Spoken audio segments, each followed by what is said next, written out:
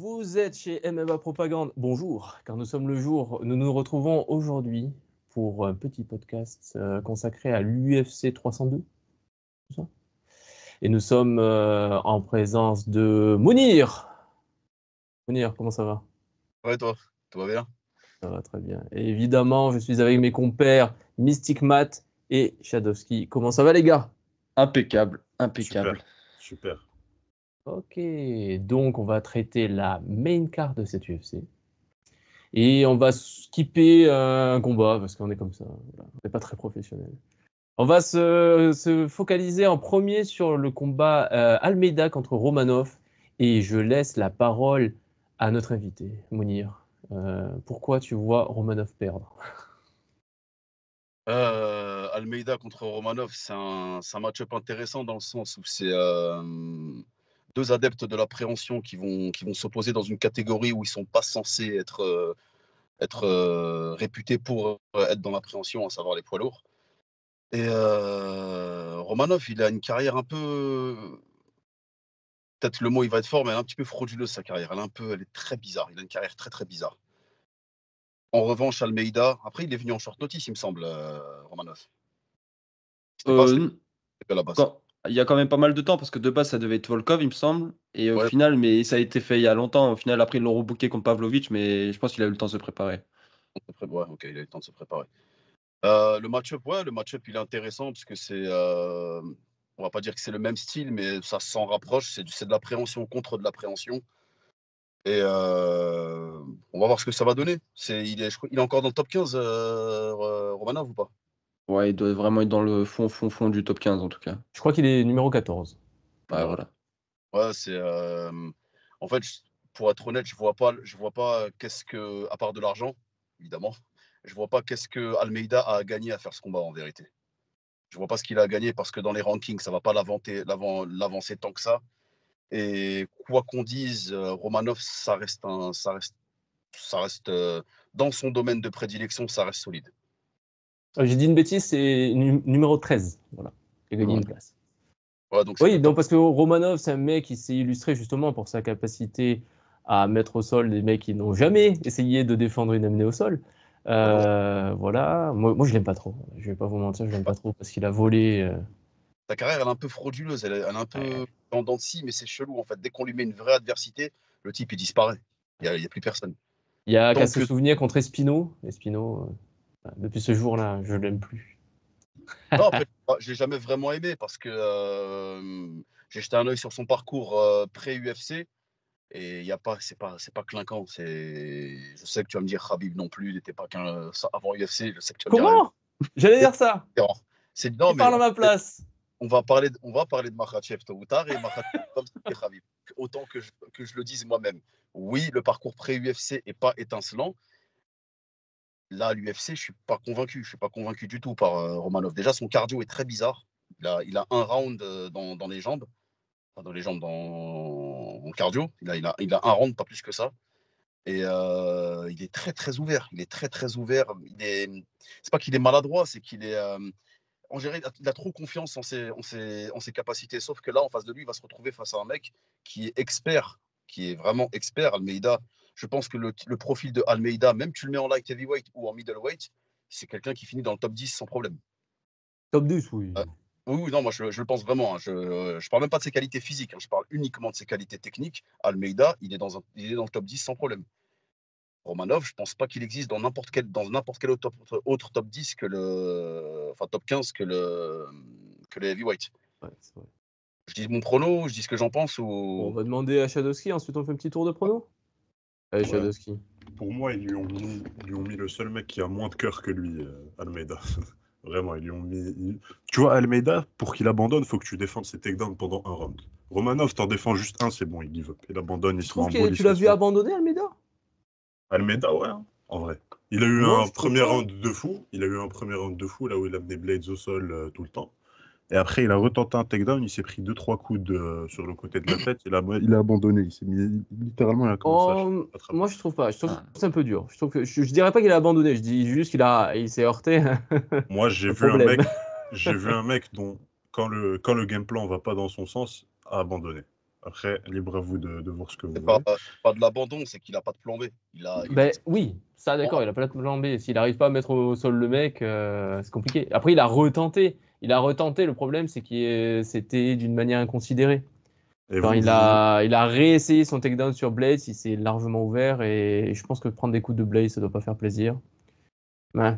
Et par contre, regarde, contre Lewis, ça a été quand même compliqué pour lui de finir et bah, pourtant il a retenté, mais retenté. contre Lewis, il avait les positions qu'il voulait. Il Ce qu'il n'a gagnait pas quand eu même. contre Kershaw. Oui, mais il a eu les positions qu'il voulait. Il a eu le Oh, dos, il a eu... Contre Blades, il a rien eu de tout ça. Il a eu quelques takedowns et Blades, il se relevait immédiatement. Au bout du second round, ben, c'est bon. Out. ouais. Et Romanov, c'est encore pire. Romanov, Volkov, il a défendu un ou deux takedowns, c'est bon. Il s'est mis en boule, il s'est laissé finir. Donc, je dirais à la mesdames. Enfin, on n'est pas encore arrivé au prono, mais vous voyez dans quelle direction je veux aller. Bah oui, vu que tu viens de le Euh, dire. ouais, ouais. Non, j'ai spoil. Mais pour moi, les deux, ils ont. Pour moi, chez les heavyweights, il n'y a que le top 5 qui vaut la peine d'être regardé. Et les deux, ils ont pas de niveau top 5. Ouais, je suis d'accord sur le non-intérêt des combattants en dehors du top 5 des heavyweight. Mystic Matt. Ouais, non, ce que je peux rajouter, c'est que Romanov est un peu là parce que c'était le seul capable d'être booké, on va dire, je pense. Je pense que ça va être très compliqué parce que de toute façon, il y a le top 5 de la KT, comme on a pu le dire avant, et le reste. Et je vois pas quelqu'un, enfin lui, en tout cas, je le vois pas rentrer dans ce top 5 là. Tu vois, je vois qu'il va rester dans le flux du 5 à 15 et encore 5, 6, 7, c'est des places trop hautes pour lui. Et bah, déjà qu'il a perdu contre Tibugot, Marcin Tibura, c'est quand même. Non, mais ouais, je pense que ça va être très compliqué pour lui. Après, je sais pas si Almeida va réussir à le finir parce que c'est quand même un physique assez similaire à Lewis. Et en plus, il a quand même des notions au niveau de l'appréhension, comme on a pu le dire. Comme on ira pu le dire. Donc, et aussi, Almeida veut vraiment chercher la soumission. Il a gagné une seule fois, il me semble, à l'UFC par Ground and Pound. Il a du mal à mettre son Ground and Pound, je trouve. En tout cas, à finir avec. Donc, ça peut potentiellement aller sur une décision unanime où vraiment il peut le ragdoll à l'infini. Après, Romanov a quand même la fâcheuse tendance à give up, comme a pu le dire Shadowski. Donc, ouais, pour moi, ça va être un carton plein pour Almeida, vraiment repartir sur une victoire. Mais comment, quand j'hésite encore sur la façon, je pense, je pense quand même peut-être une décision. Je pense qu'il va galérer. La différence de gabarit va être assez difficile, même si le niveau d'Almeida est bien meilleur. Ok, donc Mystic Matt, pareil, il est parti sur les pronos. Donc vas-y, Mounir, c'est ton tour. Donne-nous ton vrai euh, prono, s'il te plaît. Almeida par soumission. J'ai Almeida par soumission parce que je pense que, comme je le disais précédemment, les entrées en lutte de Romanov, elles sont très ouvertes. Il a un peu trop confiance en ses capacités. Et là, il va tomber sur un os, sur un gars qui est bien meilleur que lui dans ce même domaine. Et je pense que Almeida, il va pas chercher à faire les 3 rounds, il va pas louper le coche. À la moindre ouverture, il va rentrer dedans et le naked choke. Donc Almeida, Ok. mission, je dirais round 2. Ouais, round Quoi 2, comme soumission? complètement KO. Il aura plus de cardio, Romanov. Tu vois quoi comme soumission? RNC, moi je vois le naked choke. Il va passer dans son dos sur une phase où il va pas réussir à le maintenir. Il va contrer, il va passer dans son dos et étranglement et fin de l'histoire. Ok. Shadowski. moi, RNC? non, pas RNC. Moi, j'ai Ground and Pound parce que Romanov va se retrouver dans une position où il pourra juste plus bouger, où il voudra lui-même plus bouger et l'arbitre, il va arrêter. C'est pas parce que Almeida aura un Ground and Pound dévastateur, c'est juste que Romanov sera bloqué. Tu vois ce genre de Ground and Pound dont je parle. Donc, moi, je vois ça. Je vois Ground and Pound et je vais dire deuxième round. Fin deuxième. Et la différence de gabarit, elle vous dérange pas? Bah, Bah, regarde ce qu'il a fait à Lewis. Regarde ce qu'il a fait à Lewis. Lewis et Romanov, c'est le même corps. Ouais, mais Romanov, il a quand même plus de technique pour le ça. sol que Lewis. Bah, quitte à choisir, j'aurais plus Voilà, tendance à un Ground and Pound aussi, comme Shadowski, qu'à une soumission, hein. Je pense vraiment que ce genre de gabarit, c'est une défense naturelle contre les soumissions, finalement. Il y a pas mal de trucs qui passent pas. Quand t'as pas la longueur de bras qui permet d'englober ces espèces de tonneaux là, c'est compliqué. Ok, bon, ben moi je vois Almeida gagner aussi. Je pense que physiquement ça pourrait être compliqué, mais techniquement il est vraiment au-dessus. Vraiment au-dessus. Donc je vois peut-être une décision pour Almeida. Voilà. Je le vois aussi galérer à soumettre, étrangement.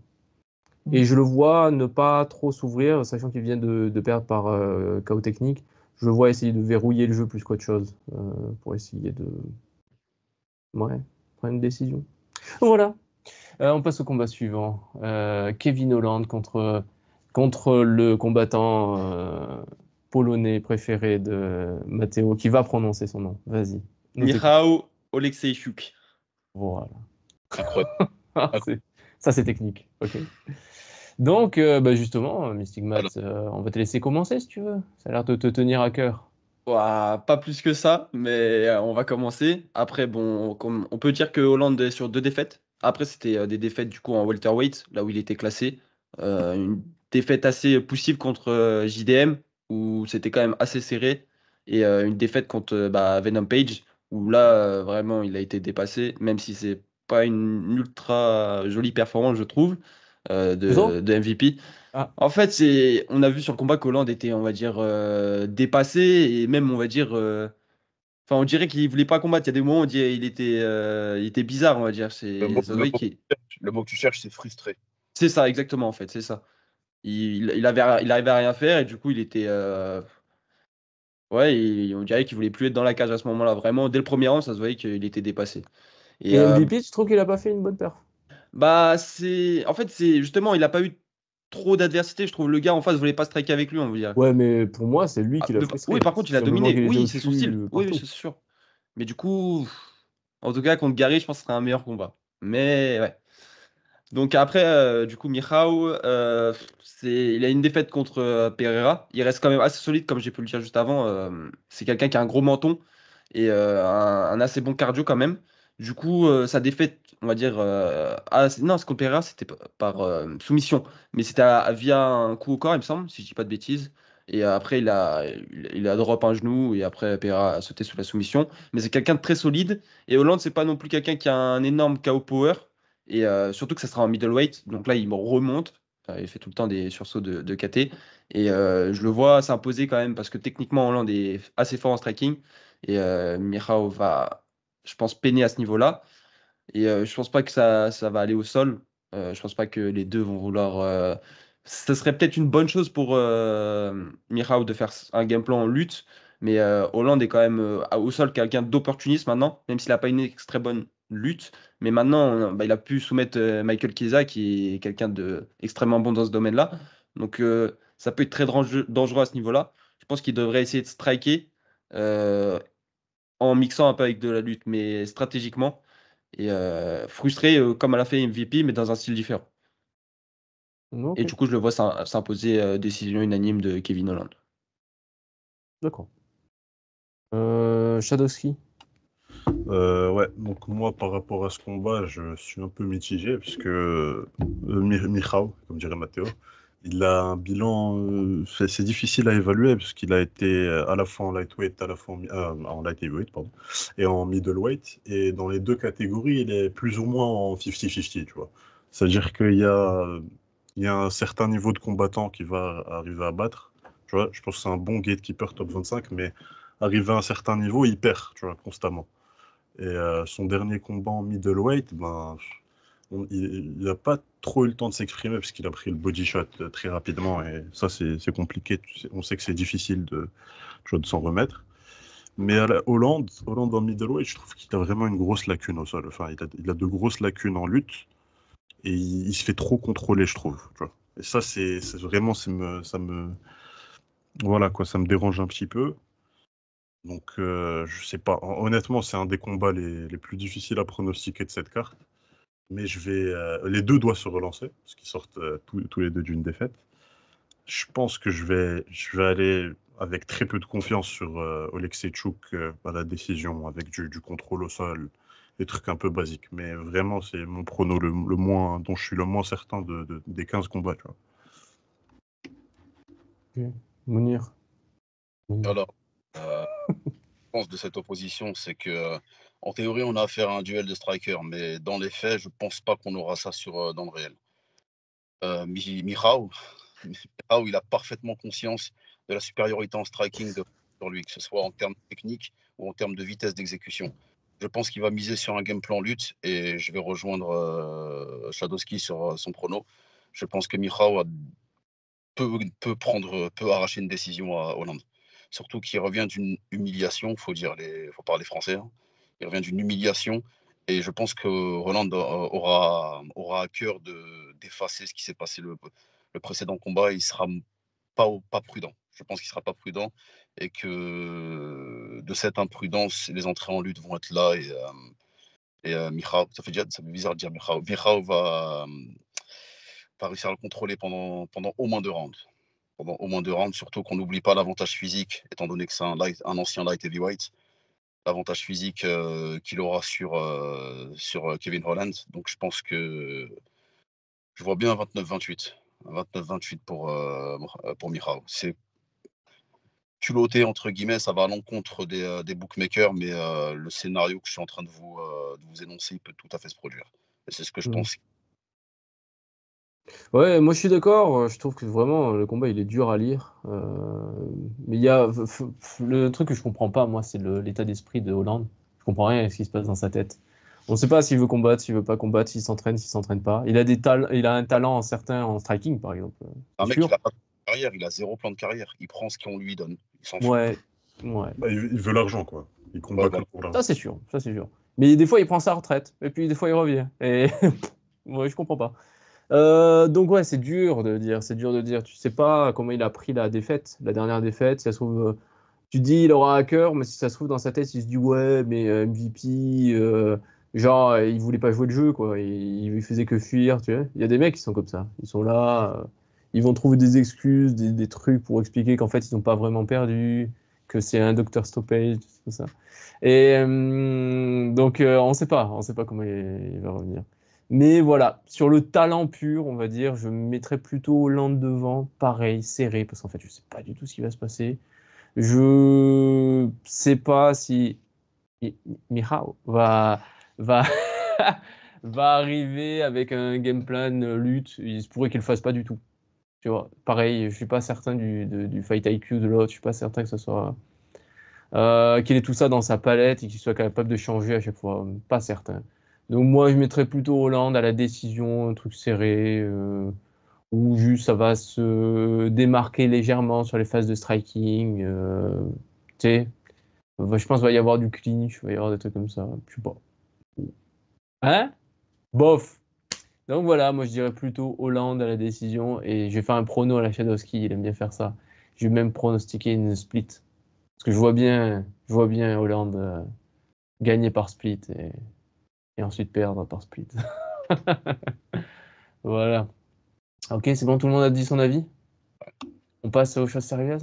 Parce que c'était pas sérieux, ça. Moi, je trouve que c'était pas sérieux. Ah bah, Alameda, à la limite, bon. Mais là, Sean Strickland contre Paulo Costa. J'ai dit Paulo Costa, ça me fait rire. Voilà, Paulo Costa, ça me fait rire. Je ne comprends rien. Je parlais de psychologie bizarre, mais alors là, on est au summum, je pense. Paulo Costa qui est très, très, très actif, qui est extrêmement actif sur les réseaux et très peu dans les cages. Voilà, et la dernière fois qu'il a combattu, bon, c'était quand même. C'était il n'y a pas très Ouais, 4 mois. longtemps, mais il y a 4 mois. Et avant ça, en fait, il faisait un combat tous les ans, max. Même pas, enfin, même pas. Avant ça, c'était Luke Rockhold. Voilà. Bon. Ouais, c'est pas Hein. ouf. Voilà. Pour moi, dans ma tête, la dernière vraie victoire de Costa, celle où personne s'est dit, ouais, il y a un truc bizarre, c'est un vol, c'est un retraité, tout ça. Pour moi, c'était contre Hall en 2018. Hein, voilà. Donc, ça vous indique un peu mon avis sur Costa. Mais par contre, sur les réseaux, il est très marrant. Qui veut Oui, commencer? Est-ce que Mounir, tu veux commencer? ouais, let's go, vas-y. Allez. Ce combat, pour moi, n'a aucun sens. N'a aucun sens dans le sens où. Enfin, si, il a un sens dans les rankings. C'est ces 2 top 10 qui vont s'affronter. Voire 2 top. Je sais pas, il est combien, Paulo Costa? Il est 5e? 5-6e, je pense. Hein. Il était 6e contre Whittaker. Je sais pas, il est Ouais. combien maintenant? Là, il est 7e. 7e, 7e. le top 10, et Strickland, il est numéro 2, il me semble, numéro 1. Numéro 1.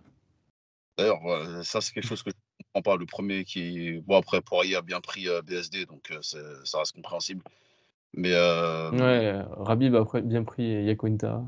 non, ça, c'est. Faut mettre un contexte. Tu mets jamais J'ai pas envie. faire Je vais pas le faire, vous dire. Je vais pas mettre de contexte. Parle-nous de Costa, vas-y. Aliaquinta, il était sur 5 victoires d'affilée. Enfin bref, on va parler de Paulo Costa. Paulo Costa contre Sean Strickland, c'est un peu deux mêmes qui s'affrontent. C'est deux mêmes qui s'affrontent juste pour le plaisir du. Là, c'est Dana, c'est juste public. Tenez, je vous donne ça. Ça n'a aucun sens, mais je vous le donne, je sais que vous allez kiffer.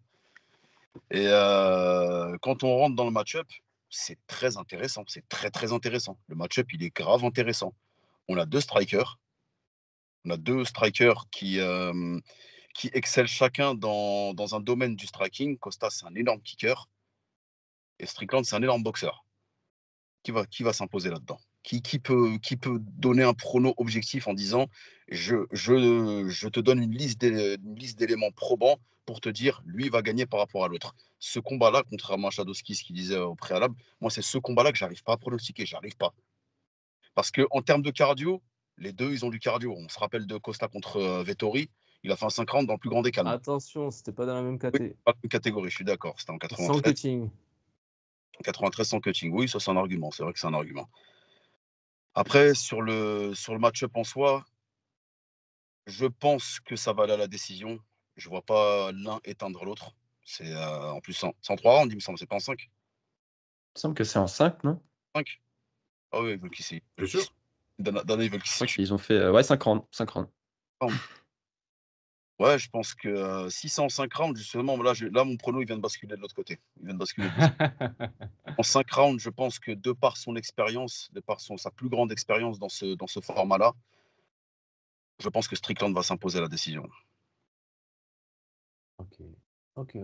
Alors, toi, tu parles du cardio de Costa, c'est marrant parce qu'il y a quelques années, on va dire, Costa n'était pas du tout connu pour son cardio, il était connu pour avoir des problèmes de cardio, justement. Il donnait des premiers rounds de fou et après, ça s'est soufflé. Et après, un jour, par magie, il est revenu, il avait le pur cardio. Voilà. Ça s'appelle Juice. Ouais, je pense. Je pense qu'en fait, il nous dit des trucs ouvertement, tu vois. Sauf qu'il met comme il met une touche d'humour, tout le monde fait. Mais c'est pas pour de vrai. Je pense qu'il y a vraiment un truc dans sa gourde. Non, voilà. T'es gros, plus ça passe. Il peut te faire croire une connerie. Tu te dis, bon, il se fout de notre gueule. Non, c'est vrai. Ouais, c'est ça, ouais. Ouais, donc c'est en 5 rounds. Et pour ça, effectivement, par contre, le cardio de Strickland est quand même plutôt bon, je trouve. C'est un Surtout sa round, gestion de cardio. c'est un format qu'il connaît très bien, Strickland, le 5 rounds. Je sais pas combien il en a, je crois. Il en a 5 ou 6 des 5 rounds à l'UFC. Hein. Il a tabassé Imavov, il a tabassé Adesanya, il a tabassé 5 rounds. Il a tabassé qui encore? Hermanson. Je euh, pense. Je pense que c'est un 50. Oui, c'est un main event contre Dricus, 50. Bon, Dricus, il s'est fait tabasser par Dricus, c'est plus l'inverse. Ouais, C'était 3-2. un combat serré. C'était serré. 49, Moi, j'ai vu un 5-0 perso. Mais... Non, 47, il est entendable. Il est entendable sans problème. Moi, j'avais 49-46 quand j'ai regardé le combat, je me rappelle, mais 48-47 était entendable. Ah non, il a plus d'expérience. Bizarre.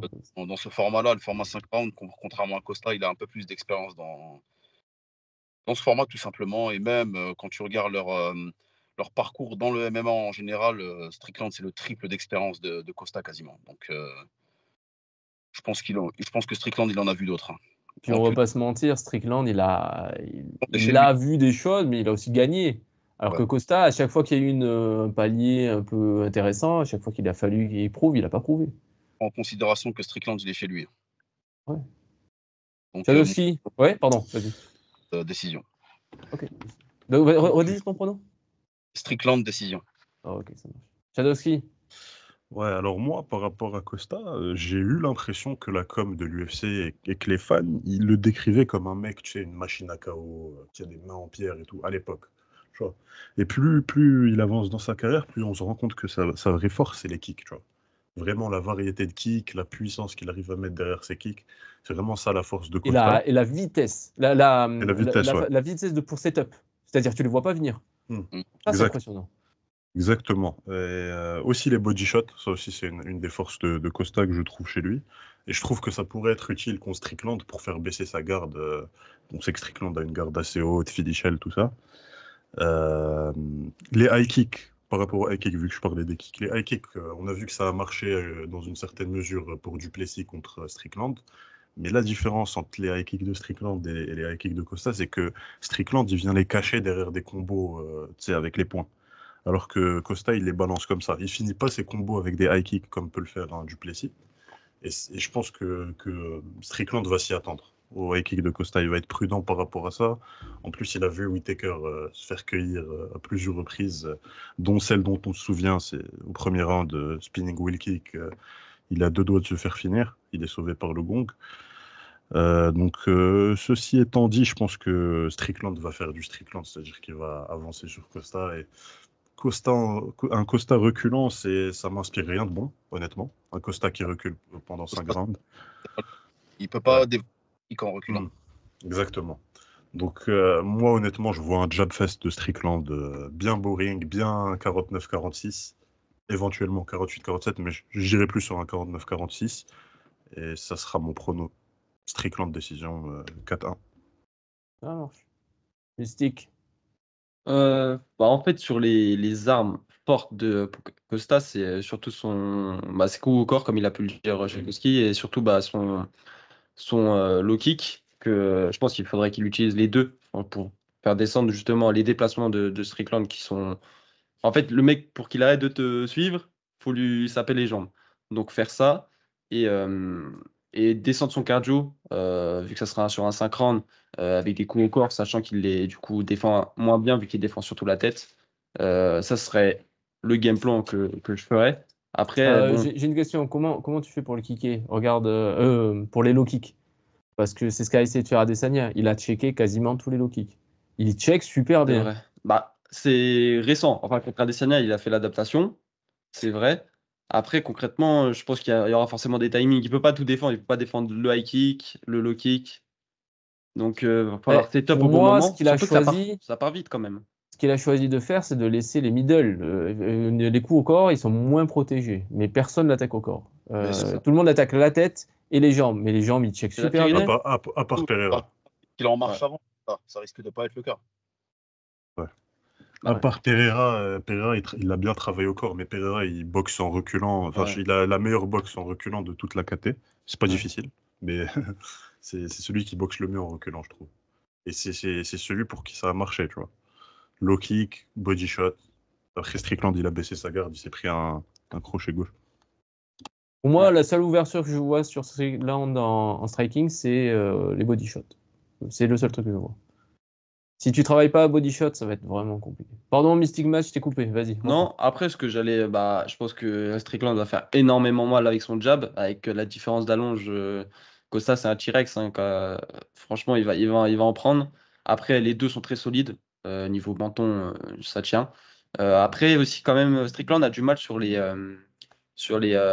gars physiques qui lui foncent un peu dessus, qui mettent la marche en avant. Il a perdu contre Duplessis, qui est quand même un bourbier qui n'a pas souvent mis la marche en arrière. Cannonier aussi. Je pense qu'il peut le gêner. Après, Strickland est quand même. C'est chiant. En tout cas, faut absolument pas que Costa fasse l'erreur de chasser la tête. Ça, c'était pour moi l'erreur qu'Adesanya a pu faire. Donc, ça va être un combat plus serré quand j'y pense maintenant. Mais je vois quand même Strickland, sur les dynamiques, pareil. Il est sur 3 défaites sur les 4 derniers combats. Costa, on lui offre le premier. S'il saisit l'occasion de battre Strickland, c'est vraiment une dinguerie. Mais pour moi, c'est quand même compliqué. Les dynamiques, Strickland, c'est un bourbier, franchement. Donc, il n'a pas le style pour moi pour battre Strickland. C'est pas assez. Il peut pas amener de sol, ce genre de choses. Je pense qu'il va perdre par décision. Euh, Ça peut être serré quand même parce que sur les 2 premiers rounds, Costa, il met quand même sacrément beaucoup d'intensité. Mais je pense qu'il va s'incliner après au fil des rounds. Donc, ouais, je dirais une décision unanime, peut-être 49-46 ou 48-47. Ok. Qui n'a pas parlé? C'est à qui? Ouais. C'est à toi de Moi? parler.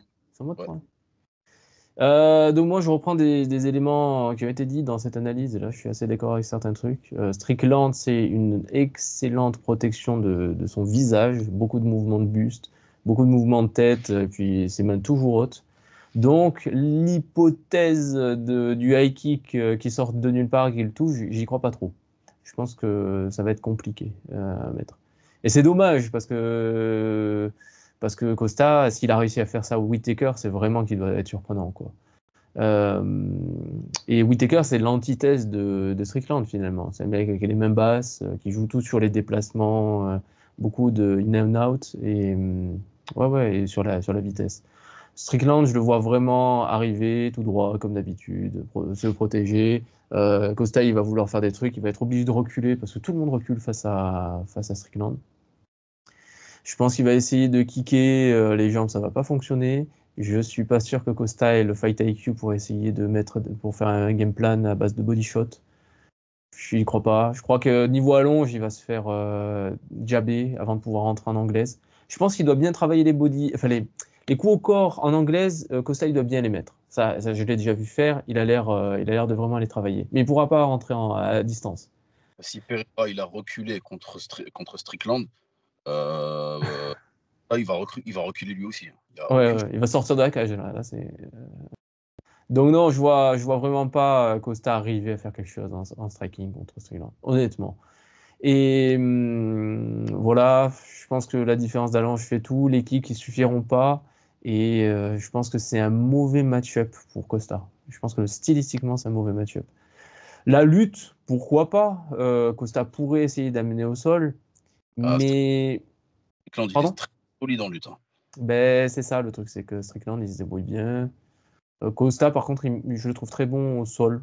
Je trouve que ce qu'on a Ouais, vu de lui, on n'en a pas vu énormément parce que c'est la KT qui fait ça, mais il a l'air d'avoir de très bons réflexes et de bien gérer les choses, mais ça va servir à rien. Donc je vois Strickland s'imposer assez clairement contre Costa. Donc à la décision, je le vois prendre au moins 4 rounds, 4 à 5 rounds. Je vois un truc assez frustrant pour Costa. Je vois Costa raconter des histoires ensuite sur les réseaux pour expliquer que en fait Strickland, soit il a triché, soit il a pas joué le jeu, soit je sais pas quoi. Tu vois. Donc je suis peut-être plus intéressé par l'après-combat que le combat lui-même, je vais pas mentir. Et voilà, ce- voilà. cette carte-là, il y a une presse-conférence de Bah, prévu. Sûrement, c'est un toujours, hein. numéroté. Ouais. Mais c'est même bizarre qu'ils ont pas. Enfin, en voyant les deux personnages, qu'ils ont pas commencé déjà un trash talk un peu Ouais, assez vénère. c'est exactement ça que je me Ça disais. manque un peu. Ouais. Là, Ah ouais, parce que pour ça, il serait excellent, hein. Les deux, ils sont marrants quand même. Costa, il va venir avec des trucs, des mèmes ou des trucs comme ça, il va sortir avec des. Je sais pas, il va nous inventer un truc et Strickland, il va juste être Strickland et ça va être scandaleux. Ça va être marrant. Donc voilà, Strickland a la décision unanime pour moi. Et comme j'ai c'est- dit, la différence d'activité, c'est quand même énorme. Costa, c'est un mec, il passe beaucoup plus de temps à parler qu'à combattre. D'ailleurs, c'est pas sûr qu'il pull out pas, hein, je vous le dis. Ça pourrait arriver. Donc bon, voilà. On passe au combat final. Le combat que Mounir attend depuis sa naissance, je pense. bon, non, la vérité, non, j'attendais pas ce combat plus que ça. D'ailleurs, je sais que les gens ne vont pas être d'accord, ils vont me le faire savoir en commentaire, c'est pas grave, j'assume mes propos. Qu'est-ce que Poirier fout là? Qu'est-ce que Poirier Je déteste les gens qui font ça. Le mec, il nous introduit le truc comme s'il allait dire un truc, genre, que tout le non, monde allait l'insulter, personne n'allait être d'accord. Tout le monde pense à la même chose. Tout le monde ah, pense que Poirier, il ne mérite pas le title shot. non, Poirier mérite, au vu de sa longue carrière, on sent qu'il est vers la fin. C'est un title shot honorifique avant sa fin de service, avant sa fin de carrière. C'est sa dernière chance, mais il faut la mériter, mon grand. C'est pas en tapant le 12e que tu pas. Commence pas, toi je te vois venir tout de suite. En tapant le 12e que tu as direct ton title shot. C'est n'importe Euh, quoi. Ah, bref. Vas-y, je vais parler en dernier. Moi, je parlerai en dernier. Vas-y. Ça marche. Mais Shadowski, tu veux commencer? Allez, c'est parti. Donc moi, le premier truc que j'ai à dire par rapport à ce combat, c'est que tu sais, la tendance qu'on a remarqué chez Poirier de tenter des guillotines à tort et à travers. Genre chaque combat, tu vois, les tenter à max.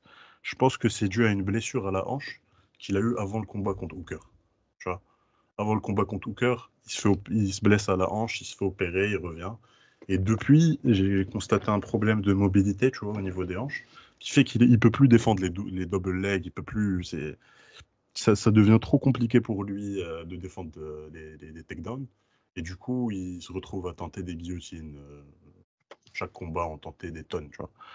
Et ça, je pense que c'est préjudiciable contre Makhachev, bien évidemment, pas un secret.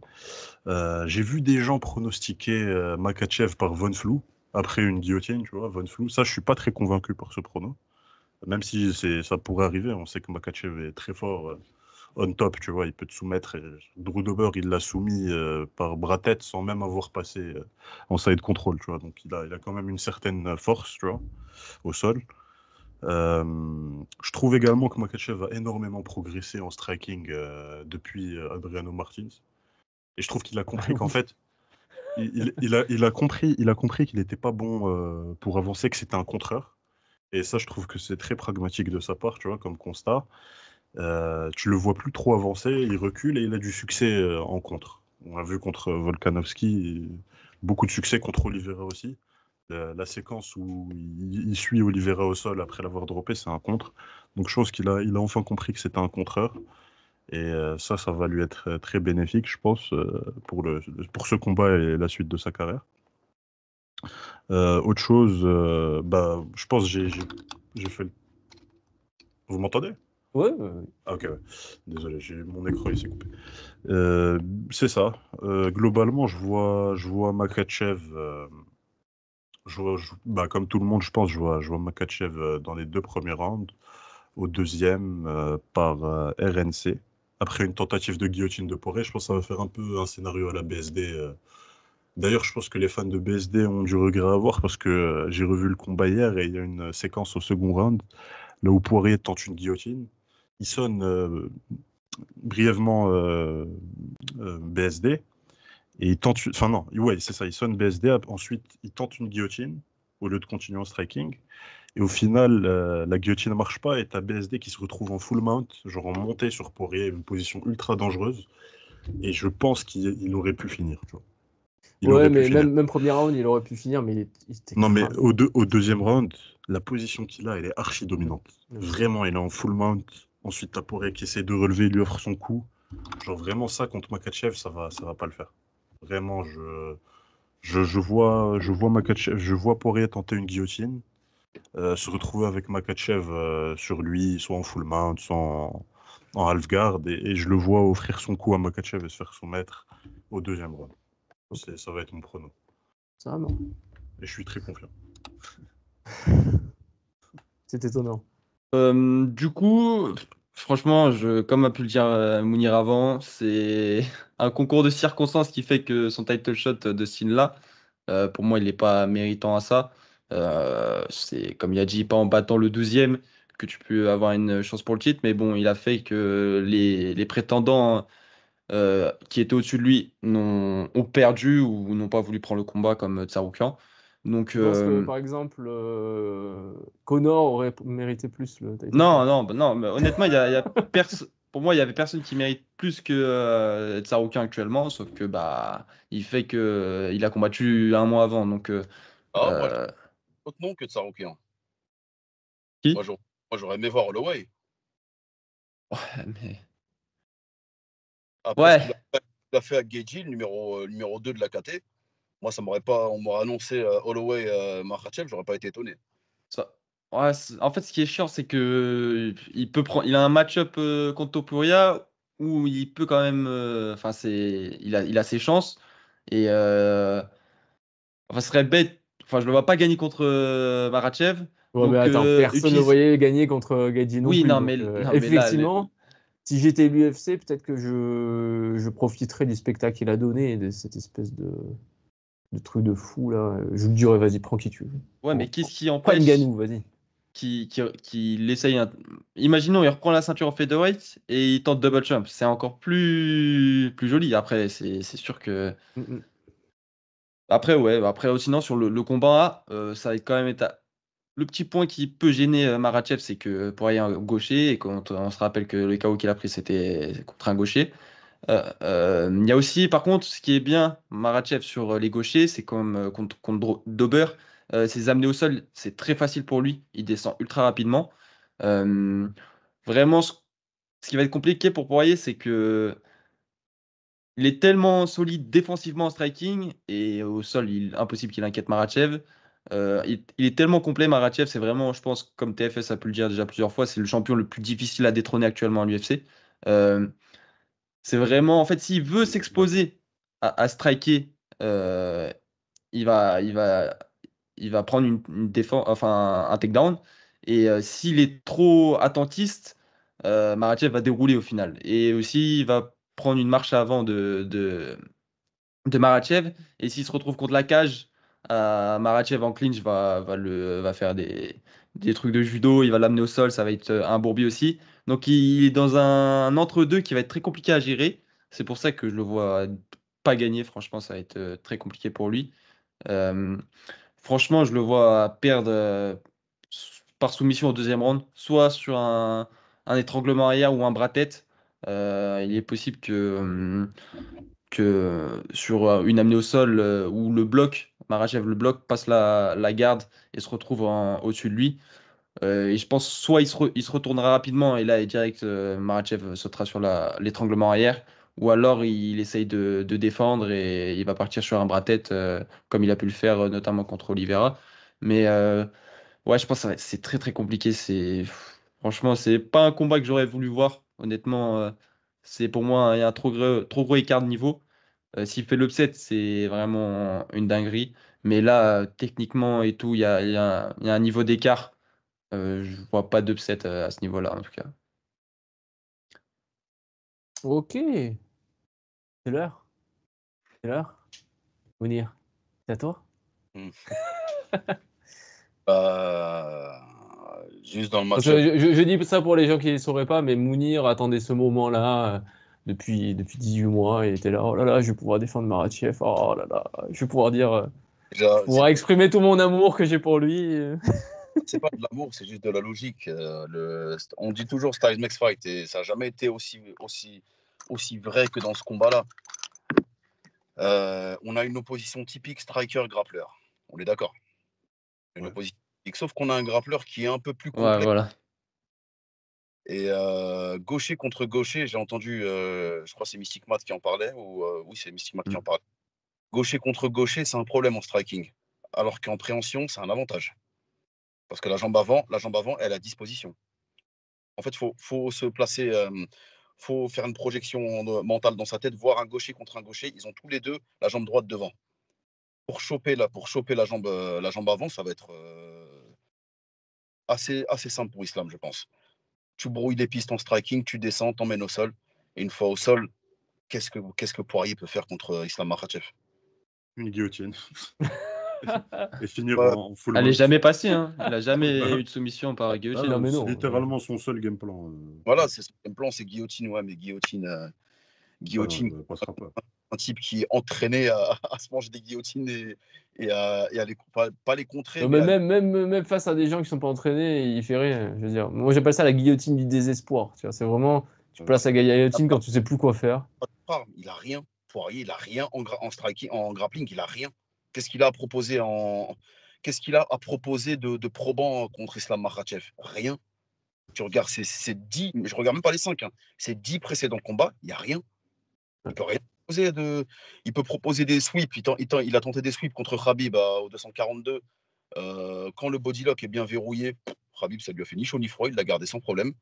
Et on n'oublie pas. On rappelle que Khabib, normalement, est dans le coin d'Islam pour ce combat-là. Il n'y a pas de raison à ce qu'il fasse le camp d'entraînement et qu'il ne vienne pas le jour du combat. Je ne vois pas l'intérêt. Non, mais ça a été confirmé par Makhachev. Il sera Ouais, là. Khabib est dans son coin. Donc, quand tu rentres dans une cage, tu vois le numéro 1 pound for pound, parce qu'on dit ce qu'on veut sur John Jones. Pour moi, c'est Makhachev le combattant le plus dangereux actuellement, le plus moins prenable, comme disait Mystic Matt et TFS. C'est Islam. Islam, tu ne sais pas par où le prendre. Tu veux aller en striking, il t'attend. Tu veux aller en lutte, il t'attend. Tu veux la faire à la Jiu-Jitsu, il t'attend aussi. Ils ont un style de grappling. Bon, on va pas en parler éternellement, mais bon, les dernières années, le grappling qu'ils ont, c'est un style anti-JB. Tu peux faire tout ce que tu veux comme JB devant eux, ils vont t'écraser, que tu le veuilles ou non. Tu peux sortir toutes les panoplies que tu veux, toutes les prises que tu veux. Je sais que TFS, il va pas être d'accord, mais c'est pas grave. Ils ont un style anti-JB, c'est-à-dire qu'il peut ramener sa ceinture noire de JJB pour rien, ça changera rien. Et je vois pas, j'essaye de chercher, hein. Je me dis, bon, si ce match-up existe, c'est qu'il y a une raison. Mais en fait, ça existe juste parce que Poirier est américain, on est à Newark et le Boug est en fin de carrière. Il y a pas d'autre raison, il y a aucune autre raison valable qui justifie la présence de Poirier contre Islam. Enfin, si, le fait qu'il y ait personne aussi, que Arman il a refusé et que dans le top 5, Gaethje vient de se faire éteindre. Il y en a un qui est en convalescence depuis je ne sais plus combien de temps et les autres qui ne sont pas disponibles. Donc, Et Gamrot, il était là, je comprends pas. Oui, Pourquoi non, les mais bons non. Ça ira. Merci pareil, Mystic Man, merci pour la proposition, mais on préfère Poirier. Gamrot, j'aurais préféré parce que c'est un Non. match-up Il sera dans le coin en tout cas. un peu plus intéressant, Gamrot. Mais là, Poirier, force à Poirier, j'aime beaucoup ce combattant, hein, force à lui. Mais là, je pense qu'il n'y a aucune voie où je le vois vainqueur. Et je pense que la plupart, quand tu regardes les cotes des bookmakers, tu vois que la, la cote de Makhachev, elle a 1,20, c'est pire que PSG Lorient, s'il te plaît. Non, non, Au revoir. si les bookmakers ils penchent tous vers Makhachev, c'est qu'il y a une raison. Ouais, oui. Voilà, il y a rien à faire. Donc oui, je vois Islam vainqueur sans trop de problèmes. Il ne va pas trop se fouler pour l'emporter, surtout avec un Khabib qui va tenir la manette à l'extérieur. Je pense Allez, on a le rajouté une couche. Vas-y, Mounir, vas-y. deuxième. Tu veux que je parle de Khabib? Ah non, ça ira. Dis-toi, tu rentres dans une cage, il y a un mec qui t'a étranglé, qui est en face de toi. Et d'ailleurs, en parlant de ça, C'est c'est vrai qu'Adriano Martins, il sera dans le coin de Poirier. Non, Parce que non, ça, c'est fake. C'était fake. Ok, ouais. Non, c'est c'est une photo où de base il y a Gamrot, ils ont juste photoshopé Ok, ok, la ouais. tête et ils ont mis Ouais, Adriano ça aurait Martins. été génial. Ça Il aurait aurait été dû faire ça, génial. honnêtement. Il aurait dû. non, c'est faux. Ah, Ça va pas arriver. Mais pour en revenir à mon prono, ouais, je penche, comme Shadi, je vois un RNC au deuxième round. Deuxième round après Étranglement rire. étranglement arrière, pardon. Étranglement arrière au deuxième round, je pense. Moi aussi, j'ai dit RNC. Moi je pense aussi RNC ou Arm Triangle, hein. Enfin un bras tête plutôt. Mais Il n'a pas les armes pour arriver. Force à lui, j'aime ouais. beaucoup la vérité, j'aime beaucoup sa carrière, j'aime beaucoup l'humain. Et là, c'est pas possible. Là, t'es au prime d'Islam. Tu peux pas prendre Islam maintenant. Non. Donc voilà, Islam. surtout si toi-même t'es pas à ton prime et tout. Voilà, c'est Parce du que côté. t'as dit les bookmakers donnent plus que PSG Lorient, je sais pas quoi, mais je veux dire, moi je vais te dire pire. Genre.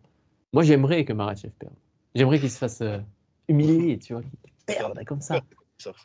Hein? C'est un dag hater, c'est connu ça. Absolument. Mais honnêtement, il y a zéro chance. Il y a zéro chance. Poirier va se faire rouler dessus. Il va se faire rouler dessus. Il va se faire rouler dessus. Triste. Rouler dessus. Il y a plein de combats où on était sûr et certain que ça arriverait pas. Et la surprise. Upset. Oui, il y en a eu, surtout récemment. On a eu Strickland contre Adesanya. On a eu Dricus Duplessis. contre Whittaker. On a eu plein de trucs. Ah, ça a été une année. Enfin, Je vais expliquer. Je vais vite fait dire pourquoi je ne crois pas à une surprise, parce que l'islam il est trop prudent. Ouais, Ouais, c'est ça. défensivement trop fort. Il n'est pas sûr à 100%, il s'engage pas. Ouais.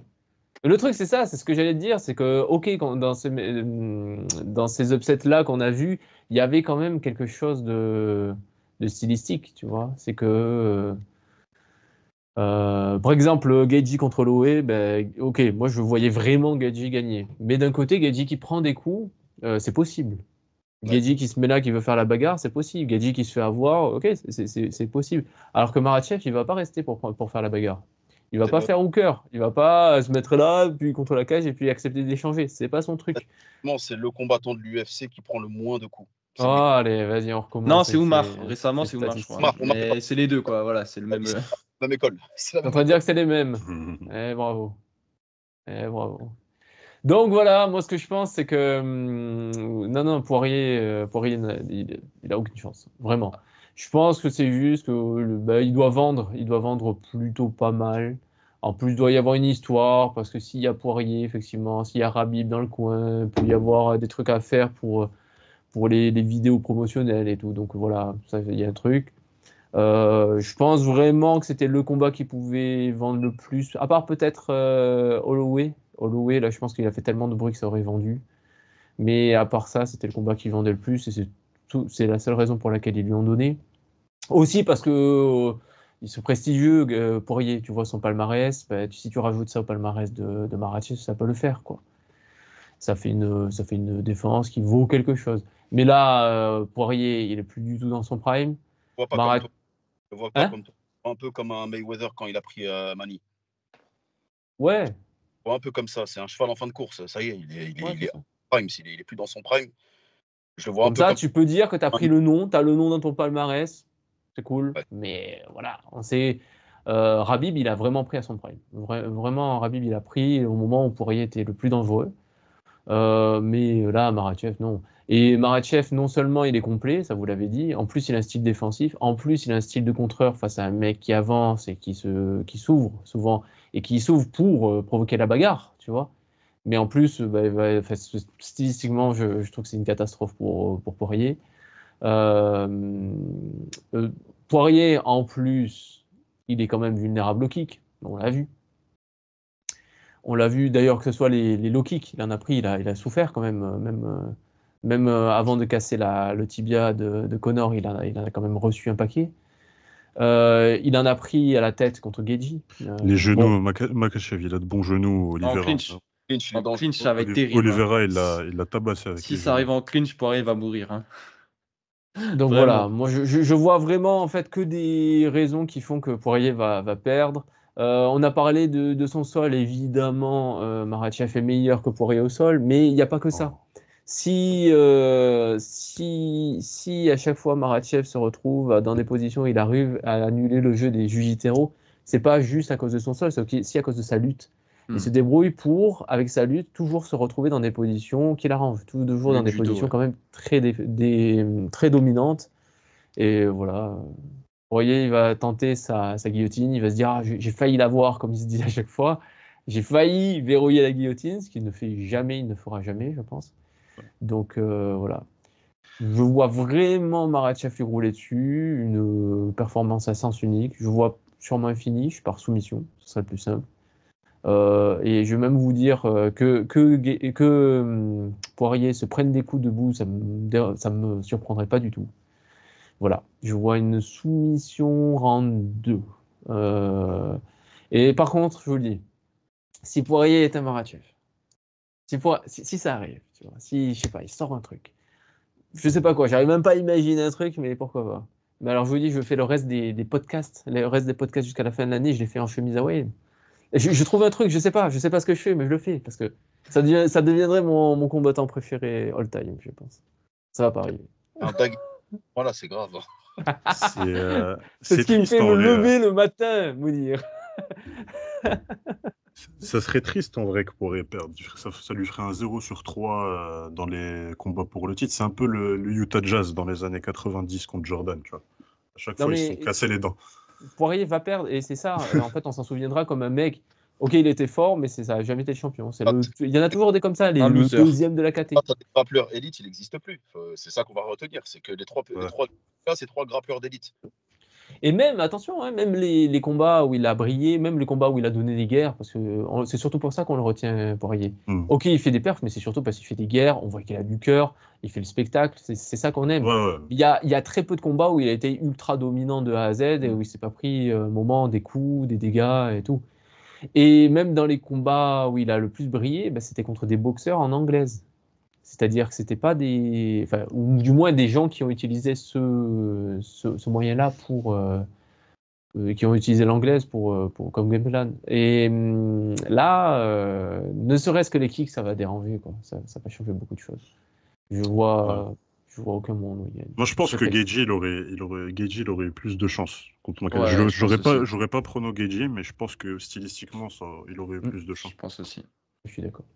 Je Mais suis d'accord. n'importe qui d'autre du top 5 aurait eu plus de chances que Poirier. Je pense que Poirier, il a vraiment Chef raté. par excellence. Poirier, il a vraiment raté sa chance contre Oliveira. Je pense que Ouais. c'est là qu'il aurait. S'il pouvait prendre le titre, c'était sur ce combat. Ouais. Il y a eu l'accrochage de gants. Bon, on va pas refaire Oui, et l'histoire. tricherie d'Oliver. Oh, Ouais. Puis il a ouais. On va pas revenir sur ces histoires-là, mais. C'était Oliveira ou rien pour moi. Ouais, je pense aussi. Ouais. Et là, Là, je c'est trouve, compliqué. je trouve même que Makhachev, il commence à avoir un niveau supérieur à Khabib. Tu vois. Je suis pas encore sûr, mais je vais vers là. Mais moi, je suis d'accord. Je veux dire, tu as dit qu'il avait progressé depuis Adriano Martins. Il n'a pas juste progressé, il a fait un truc de ouf. Son évolution depuis Martins en striking, mais c'est Ouais. incroyable. Ah, d'accord, c'est un meilleur striker que Khabib. Mais est-ce que c'est un meilleur combattant de MMA que Khabib? Je ne pense pas. Moi, je suis pas encore sûr là-dessus. Mais À mon avis, moi, je Pourquoi, pense qu'il Mounir? y a Pourquoi? une variable mentale que Makhachev n'a pas et que Khabib a qui fait que demain, c'est un combat très disputé, l'un des combats les plus disputés qui puissent exister. Mais demain, il y a un Makhachev contre Khabib. Je pense que Khabib l'emporte. Pourquoi? Pas le Khabib de maintenant. Je parle les deux. Ah non, le sanglier dagestanais. Mais tu Non, le vois gagner comment? Pourquoi ça Je suis serait. d'accord avec ça Mounir serait sur la Khabib? vie. c'est mental. C'est juste quand tu arrives à un certain niveau, c'est le mental qui rentre en ligne de compte. Quand tu arrives à un certain niveau technique, quand tu excelles à un niveau technique, c'est le mental qui rentre en ligne de compte. La Moi, technique, je vois déjà 2 points. Je vois le menton. Le menton, c'est Rabib, de loin. Rabib a un menton de malade. en le plus, sol. Et le cardio. Le Le sol aussi. cardio, on a déjà vu Makhachev fatigué, et, fatigué pour de vrai. On n'a jamais vu Rabib Et le fatigué. mental. et Khabib, Et le mental. comment tu traduis relentless? Il arrête jamais. Teigneux. Teigneux. Ouais, Arrête, il produit constamment, alors que Makhachev, il est très compose, il est très. Ça, c'est pas les mêmes dynamiques. Et contre quelqu'un qui t'étouffe, je pense que Khabib étoufferait Makhachev de par sa pression. C'est compliqué de s'organiser. C'est très, très compliqué de s'organiser. Surtout que quand il se rapproche de toi,